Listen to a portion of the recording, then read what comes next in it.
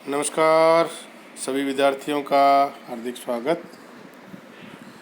आज का हमारा टॉपिक है लागत क्या है,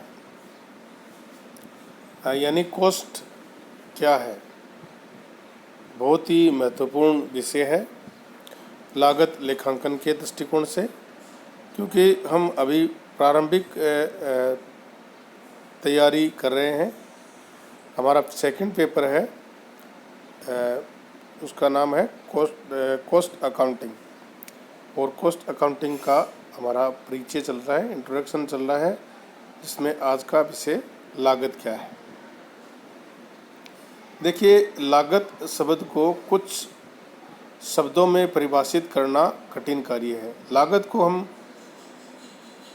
अगर शब्दों में परिभाषित करने की कोशिश करें तो ये बहुत कठिन कार्य है। साधारण शब्दों में इसका अर्थ किसी वस्तु अथवा सेवा के संबंध में किए गए वास्तविक अथवा किए जाने वाले अनुमानित व्यय की राशि से है। अगर साधारण शब्दों में बात करें तो लागत का अर्थ किसी वस्तु अथवा सेवा के संबंध में किए गए वास्तविक अथवा किए जाने वाले अनुमानित व्ययों की राशि से है। तकनीकी दृष्टिकोण से इसका अर्थ दो बातों पर निर्भर करता है कि व्यापार या उद्योग की प्रकृति क्या है, नेचर क्या है, वह संदर्भ जिसमें इस शब्द का प्रयोग किया जा रहा है। ये बहुत महत्वपूर्ण बातें हैं जो इस पर निर्भर करती हैं।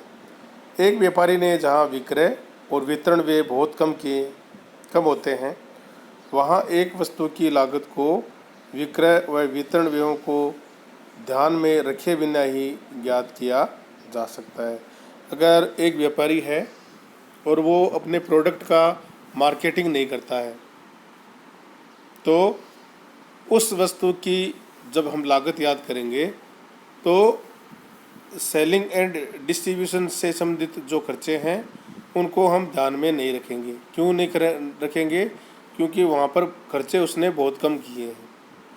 परंतु उन व्यापारियों में जहाँ वस्तु की प्रकृति इस प्रकार की है कि विक्रय व वितरण वे भारी मात्रा में करने पड़ते हैं, परंतु कुछ व्यापारी ऐसे होते हैं जिनके प्रोडक्ट हैं उनका सेलिंग एंड डिस्ट्रीब्यूशन से संबंधित जो खर्चे होते हैं वो बहुत ज़्यादा करने होते हैं। तो लागत की गणना ऐसे व्ययों को बिना सम्मिलित किए हुए करना बहुत खर्चीला पड़ेगा। इसके अतिरिक्त लागत कारखाना लागत, कार्यालय लागत, विक्रय की लागत हो सकती है। जो हमारा प्रोडक्ट आपको मिलता है, जैसे आप सोप साबुन यूज करते हैं, टूथपेस्ट यूज करते हैं, बहुत से प्रोडक्ट हैं जिनका आप यूज करते हैं, तो उनमें कई प्रकार की लागत शामिल होती है। जैसे कारखाना लागत यानी फैक्ट्री कॉस्ट, फैक्ट्री से संबंधित जो कॉस्ट होती है वो उसको बोलते हैं फैक्ट्री कॉस्ट। और इसके अलावा कार्यालय कॉस्ट, ऑफिस एक्सपेंसेस आपके इसमें शामिल होते हैं, और सेलिंग से संबंधित खर्चे भी इसमें आपके शामिल होते हैं। और यहाँ तक कि वे की एक मद को भी लागत कहते हैं। यहाँ तक कि मतलब अगर हम लागत की बात करें तो वे की एक मद को भी हम लागत कह सकते हैं। उदाहरण के लिए मूल लागत यानी प्राइम कॉस्ट में मटेरियल, लेबर और डायरेक्ट एक्सपेंसेज को हम शामिल करते हैं। सामग्री पर किए गई व्यय की राशि को सामग्री की लागत, कॉस्ट ऑफ मटेरियल, तथा श्रम पर व्यय की गई राशि को कॉस्ट ऑफ लेबर कहते हैं। इस प्रकार लागत को अकेले प्रयोग करना भ्रामक होगा। हम लागत शब्द को अकेले प्रयोग नहीं कर सकते, करेंगे तो ये धार्मिक लगेगा, मतलब कन्फ्यूजन पैदा हो जाएगा।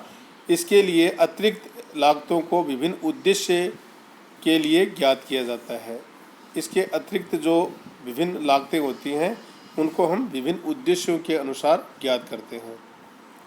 चालू कार्य जिसको बोलते हैं वर्क इन प्रोग्रेस का मूल्यांकन कार्यालय लागत पर किया जाता है। जैसे देखिए कि हम प्रोडक्ट का बनाना हम फैक्ट्री में प्रारंभ करते हैं तो जो प्रारंभिक जो मटेरियल यूज किया जाता है उसको हम रॉ मटेरियल बोलते हैं, कच्चा माल बोलते हैं। और जो प्रोसेस प्रारंभ हो जाती है और जब हम अंत में उसका मूल्यांकन करते हैं तो कुछ मटेरियल आपकी वर्क इन प्रोग्रेस में रहता है। तो उस पर हम कितना चार्जेज यूज करें, कितना खर्चा उस पर लग गया, इसकी गणना अगर करनी है तो हम क्या करेंगे, उसका मूल्यांकन कार्यालय लागत पर करेंगे। किस पर करेंगे? कार्यालय लागत करेंगे। परंतु कई प्रकार के उदाहरण ऐसे दिए जा सकते हैं जो ये दर्शाते हैं कि लागत शब्द का अर्थ प्रत्येक परिस्थिति में एक सा नहीं होता है। यहाँ ये भी बात ध्यान देने योग्य है कि निश्चित या सही लागत जैसी कोई लागत नहीं होती है। अगर आपको बताएं और आपको ये लगे कि हम सही लागत ज्ञात कर लेते हैं और निश्चित लागत ज्ञात कर लेते हैं तो ये संभव नहीं है, क्योंकि कोई भी लागत अंक समान परिस्थितियों में सभी उद्देश्यों के लिए सही नहीं हो सकती। सभी उद्देश्यों के लिए समान लागत है वो सही नहीं हो सकती। उत्पादन की लागत के कई मुद्दों में ऐच्छिक रूप में लागत में जोड़ा जा सकता है, जिससे कि उसी वस्तु ये कार्य की भिन्न भिन्न लागतें आ सकती हैं, जबकि लागत लेखांकन के सिद्धांतों की अवहेलना भी न हो। ऐसी मदों में एक है ह्रास की मद, डेप्रिसिएशन की एक आइटम है डेप्रिसिएशन का। इसकी राशि ह्रास निकालने की पद्धति के अनुसार परिवर्तनीय है। ह्रास की जब हम कैलकुलेशन करेंगे तो उसमें 3 प्रकार की आपकी ह्रास कैलकुलेशन करने की प्रोसेस है, पद्धति है। तो कौन सी पद्धति से आपने ह्रास की गणना की है उस पर यह निर्भर करेगा कि उसकी लागत कितनी आएगी। फिर भी इस बात का प्रयास किया जाना चाहिए कि वस्तु और सेवाओं की संभवतः सही लागत का पता लगाया जाए। एक वस्तु की सही लागत ज्ञात करने के लिए लागत इकाई व लागत केंद्र शब्दों को समझना आवश्यक है। यानी आपका नेक्स्ट जो टॉपिक होगा लागत इकाई और लागत केंद्र, कॉस्ट यूनिट और कॉस्ट सेंटर, इनको हम समझने का प्रयास करेंगे, क्योंकि इन्हीं के आधार पर लागतें निर्धारित और व्यक्त की जाती हैं। लागत वस्तु, लागत को किसी निश्चित वस्तु में पर किए गए या इससे से संबंधित वास्तविक या काल्पनिक व्यय के रूप में परिभाषित किया गया है। अन्य शब्दों में लागत किसी निर्दिष्ट उद्देश्य को प्राप्त करने के लिए त्यागा गया या छोड़ा गया संसाधन है। यानी लागत किसी निर्दिष्ट उद्देश्य को प्राप्त करने के लिए त्यागा गया या छोड़ा गया संसाधन है। प्रबंधकों को निर्णय लेने हेतु ऐसी वस्तुओं की कितनी लागत है ये जानना आवश्यक है। ऐसी वस्तु को लागत वस्तु कहते हैं। इस प्रकार लागत वस्तु को ऐसी वस्तु के रूप में परिभाषित कर सकते हैं जिनके लिए लागत का प्रथम माप मापनीय है। यानी लागत का प्रथम माप वांछनीय है। अब मैं आपको कुछ उदाहरण दूंगा और उसकी लागत वस्तु क्या है ये आपको समझाने का प्रयास करते हैं। जैसे देखिए प्रोडक्ट, तो प्रोडक्ट का कौन हो सकता, कैसे हो सकता है? 2 पहियों वाला वाहन, जैसे गाड़ी है, तो वो क्या है? प्रोडक्ट है आपके लिए। सेवा की बात करें तो जयपुर से बम्बई एक हवाई उड़ान, तो ये सेवा है कि जयपुर से बॉम्बे के लिए उड़ान भरी जा रही है, तो ये प्रकार से सेवा है। परियोजना क्या है? जैसे दिल्ली सरकार हेतु निर्मित मेट्रो रेलवे लाइन, ये आपकी परियोजना है। मेट्रो रेल की जो लाइन है उसको कार्य चल रहा है, तो वो क्या हो गई आपके लिए? परियोजना हो गई। और ग्राहक की बात करें तो वॉलमार्ट से श्री अक्स द्वारा क्रय की गई सभी वस्तुएं। वॉलमार्ट में कोई मिस्टर अक्स गया और उसने जितनी भी वस्तुएं खरीदी, तो जो वस्तुएं खरीदता है उसको बोलते हैं ग्राहक। इसके बाद में बात आती है ब्रांड। पेप्सी ब्रांड नाम से पेप्सी कोला कंपनी द्वारा निर्मित सभी पेय पदार्थ का ब्रांड है पेप्सी। यानी पेप्सी कोका कोला कंपनी है, उसके द्वारा जितने भी पेय पदार्थ बनाए जाएंगे उसका ब्रांड का नाम क्या है? पेप्सी ब्रांड है। जैसे क्रिया, एक टेलीविज़न सेट के किस्म के स्तर को निर्धारित करने हेतु किए जाने वाला परीक्षण।